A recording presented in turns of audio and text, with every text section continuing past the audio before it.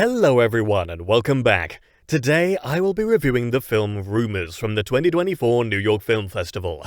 Rumours is directed by Evan Johnson, Galen Johnson and Guy Madden, written by Evan Johnson and stars Cate Blanchett, Charles Dance, Nikki Amuka Bird, Roy Dupuis and Denise Menochet. This is a Rumours movie review and there will be spoilers. If you like our movie reviews, please like this Rumours film review and subscribe. Once subscribed, click the bell notification box to be instantly notified of new reviews. Please also consider supporting us through a channel membership or by becoming one of our patrons on Patreon at patreon.com/FilmBook. And now, the Rumours movie review. Rumours is an awkward but daring new science fiction comedy from directors Evan Johnson, Galen Johnson and Guy Madden. The film is about a collective group of democratic leaders known as the G7 who gather in isolation to work on forming a proper political statement. This film is bold and unique, even though there are many cringeworthy moments that take the audience away from the action to reflect. That could well be the point though, and the movie is to be commended for not shying away from difficult subject matter while adding some wildly inane comedy to the mix as well. This film begins by introducing each character and their role in the G7. Cate Blanchett is featured as German Chancellor Hilde Ahlmann.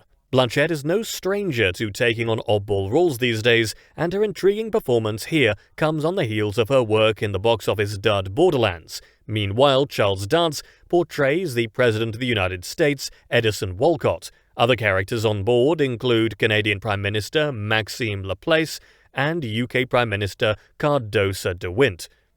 Eventually, Alicia Vikander appears as Celestine Sproul, the Secretary General of the European Commission, but more about her later.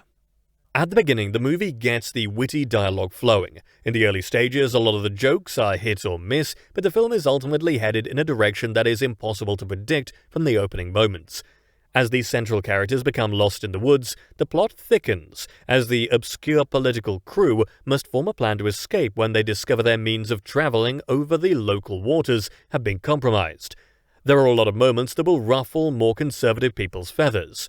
One such scenario involves an AI device that is used to track sexual predators. Maxime receives a text message that is supposedly from a lost little girl who needs help. Hilde suggests that it is not a real girl, but rather a method to catch child molesters. So, what happens is that Maxime plays along with the message to get help to come and rescue them. Hilde suggests taking the texts up a notch to ensure that the authorities get there. Hilde also suggests at one point that politicians are more likely to be predators than normal people. Some of this is wacky, but it's still humorous in a twisted and demented sort of way. Blanchett is funny in a commendable turn that proves the Oscar-winning actress is not afraid to take big risks. As Maxime, Roy Dupuis gets some of the meatier scenes in the picture that include him having sexual relations with a key character. The phenomenal Amuka Bird sinks her teeth into her role and gives the audience a performance that has a bit of seriousness to it in an otherwise comic movie. Meanwhile, Denise Menochet, as Sylvain Brûlé, the President of France, gets some screen time that highlights the actor's comic abilities to a T. Takehiro Hira also gets a few moments to shine, playing a relatively minor character in the action known as Tatsuro Iwasaki. By the time the aliens arrive, the movie is a mess and it starts to get sloppier. A huge brain appears that brings Vikander's character into the picture, who appears to have been affected by the alien invasion.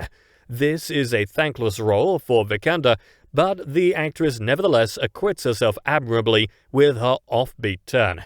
The film dives into a quest to help that is ultimately going to be an uphill battle for the G7. Aliens are around and it will take a miracle to escape the woods, even though things look promising when two of our characters manage to swim their way to get help for the others. Alien invasion spoofs usually land with a thud, but Rumours takes the premise to the max and creates interest in the plot with some zany situations that are more humorous than was expected, despite the movie's sloppiness in regards to some of its character development. Roy Dupuis runs away with the movie and he's welcome to it, while heavy hitters Blanchett and Dance do some of the heavy lifting as well, with Blanchett far exceeding Dance in terms of the quality of their performances. Rumours is a wicked good time if you can let some of the more offensive jokes roll off you. This is not a movie that will please mainstream audiences, but those who have an active interest in politics will find the comedy here hits more often than it misses. As for the aliens, they get some screen time that establishes their role in the action, but this is the type of movie where the humans are far more interesting, however warped those humans may seem throughout. And that brings us to the conclusion of this Rumours movie review. I would love to hear your thoughts on it below in the comments section. If you liked what you heard during this review, please like this video and subscribe to this channel. Please also visit and subscribe to our podcast channel at FilmBook Podcast on YouTube. If you would like to get FilmBook's articles delivered to your inbox, sign up for our daily newsletter or download our Android FilmBook app for instant notifications. You'll find links to both in the description and on our website FilmBook. That's film-book.com. Thanks for dropping by, and I'll see you next time.